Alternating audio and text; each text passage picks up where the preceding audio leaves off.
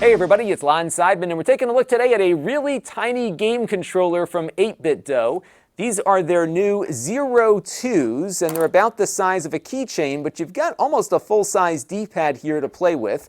These are laid out similar to a Super Nintendo controller, but of course are very, very portable. And we're going to take a look at all the things you can do with this controller here in just a second. It's got a lot of compatibility too. It'll work with the Switch, the PC, Android, Raspberry Pi, so a good amount of compatibility, and we're going to be putting all of that to the test now. I do want to let you know, though, in the interest of full disclosure, that these two controllers came in free of charge from 8BitDo. However, all the opinions you're about to hear are my own. Nobody is paying for this review, nor is anyone reviewing it or approving it before it gets uploaded. So let's take a look now and see what these little controllers are all about. So let's take a closer look now at the hardware. These cost about $20 a piece, and they're available in 3 different colors. So we got the turquoise one and the yellow one here that they sent us, and there's also a pink one that you can choose from.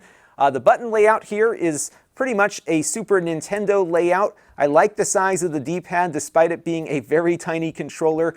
Your buttons here are arrayed just like that Super Nintendo controller will have their buttons laid out. Select and start here along with your shoulder buttons.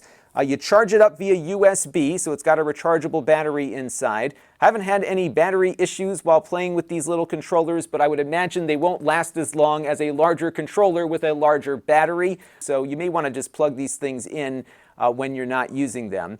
There is a wrist strap in the box that you get with it, and it matches the color, obviously, and you can put that down in the lower portion of the controller there, and you get a very short USB cable in the box here to charge up the controller.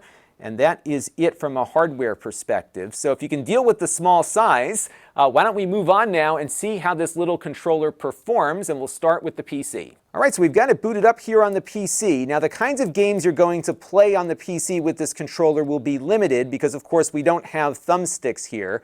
You also don't have rumble, so if you like rumble on a controller, this one's not going to be the one for you. But games like this one, this is Shovel Knight, seem to do just fine here on the PC. It's certainly a very tiny controller. I am able to play the game here without too many problems. A little earlier as I was playing around with it though, the controller just kind of flew out of my hand because it is so tiny and you're gripping it very differently than you might on a traditional larger game controller. But as a PC controller, it seems to be doing okay here, and I'm not having a bad time even though this thing is super tiny.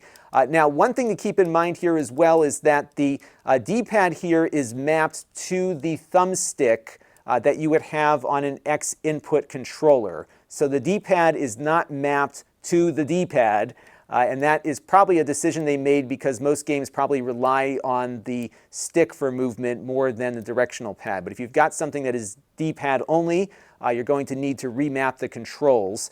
This is not an analog D-pad, of course. It is going to be digital, but you can, of course, remap that if your game supports it. So all in on the PC experience here, it isn't bad. A little bit earlier, we also tested the latency of the controller, basically measuring how long it takes for a button push to register on screen.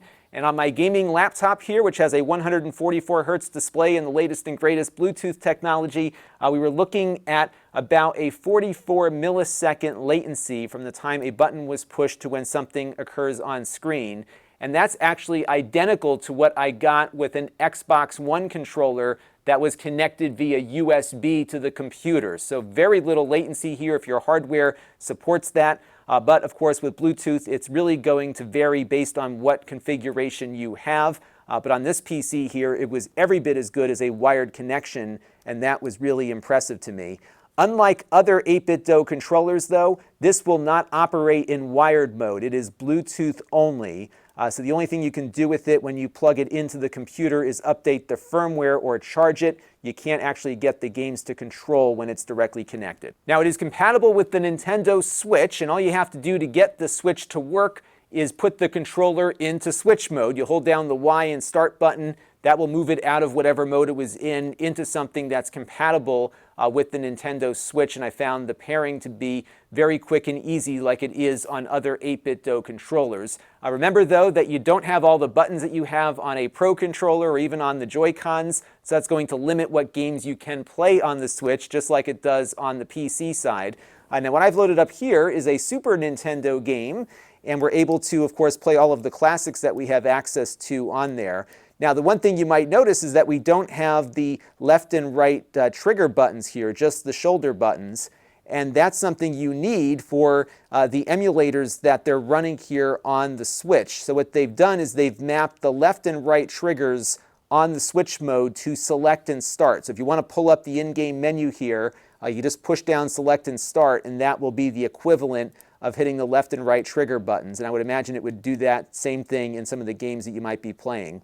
Now, one thing that 8BitDo has been dinged on over the years is their D-pads and the fact that sometimes you get errant diagonals when you don't intend to have a diagonal movement. Here, as you can see, as I try to go quickly from left to right, he is drifting a bit up and down. So it is picking up some of those errant diagonals here. And I think that's partially because this D-pad is not quite full size and it's working within a very limited case here, so you're not going to get a lot of precision here, and if you're looking for a precise D-pad, this little guy is certainly not going to do it. But I think for most games you should be okay, but I know some people are not going to like the fact that it does feel like you will get some unintentional diagonals, especially when you're moving very quickly from left to right on it. But again, you're going to be limited as to what you can play on here, but I do think it's a decent pairing for some of the classic games that you can get through the Nintendo online service there. Now, just like on the PC, they are mapping the D-pad to the thumbstick on the Switch, and that means if you were looking to play Tetris 99 on here, you are out of luck. Now, we also measured latency on the Nintendo Switch using its display as the measurement, and we got 84 milliseconds of delay between the button push here and something happening on the Switch display.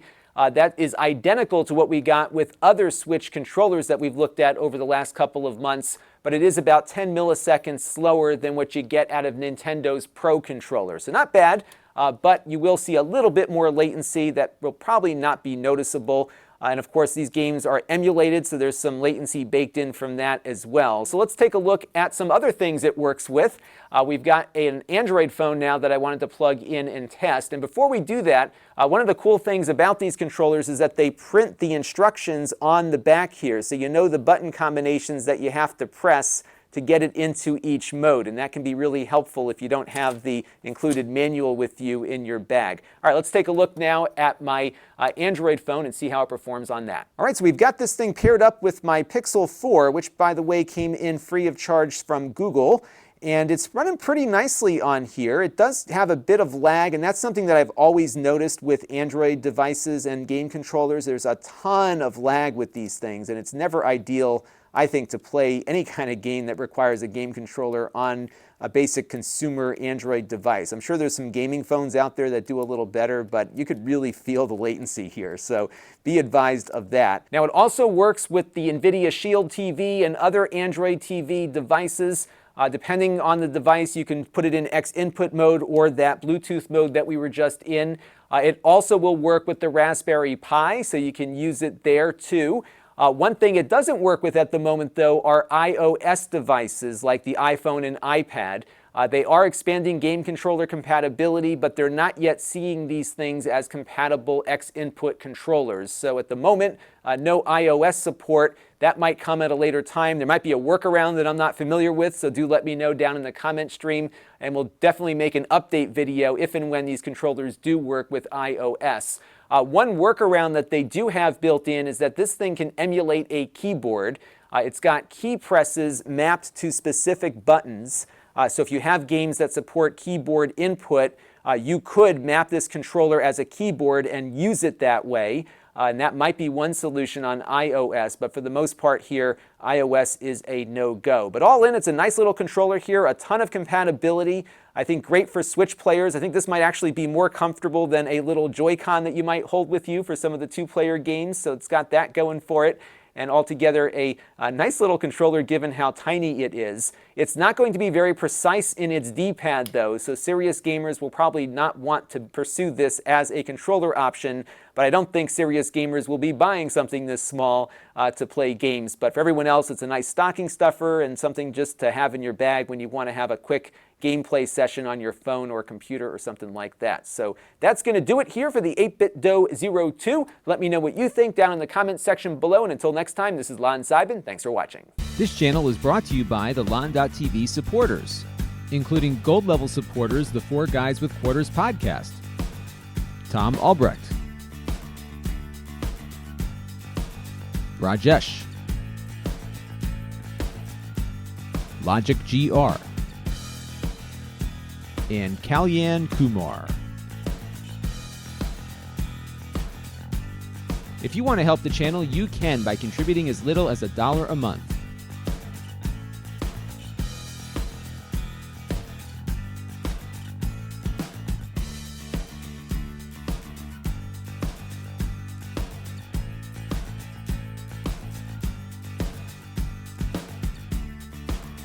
Head over to Lon.TV/support to learn more.